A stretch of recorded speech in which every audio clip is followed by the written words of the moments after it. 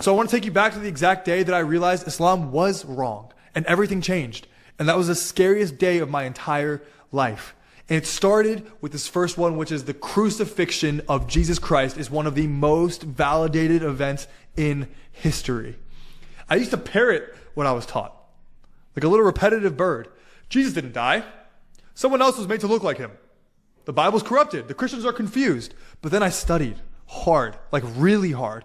I looked at secular scholars, Christian scholars, Muslim apologists, history itself. Why can we not just focus on the minimal facts argument, if you look that up? Why can we not just focus on did the crucifixion happen? Because that's the only thing the entire Christian faith is really relying on.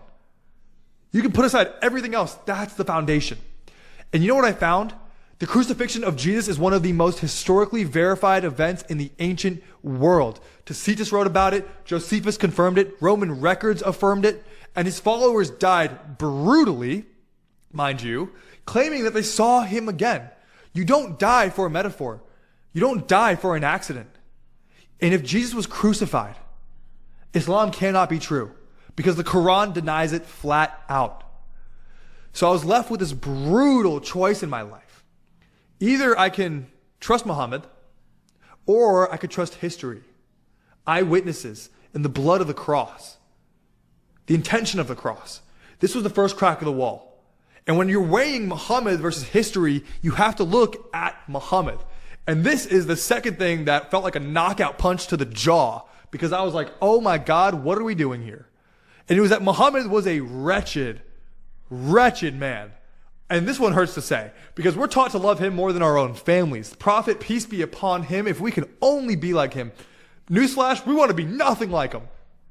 Because the deeper it looked, the uglier it gets.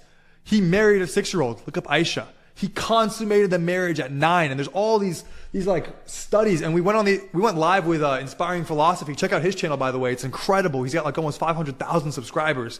We went live with him and we talked about this study where people say, okay, it was an age thing at the time. It was a culture thing at the time. But we look back at the data and the historical trends of women's development of that time.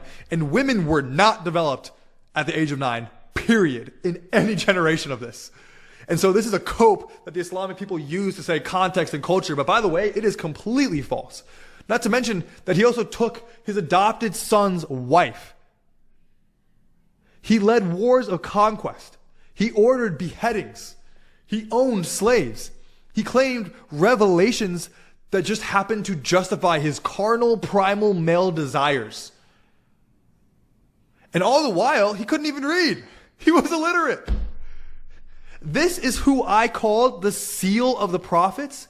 And you look at Jesus' life in the Quran, sinless, humble, pure, forgiving, the Injil. And then you look at Muhammad and you're like, dude, what in the world is happening? Wake up, people.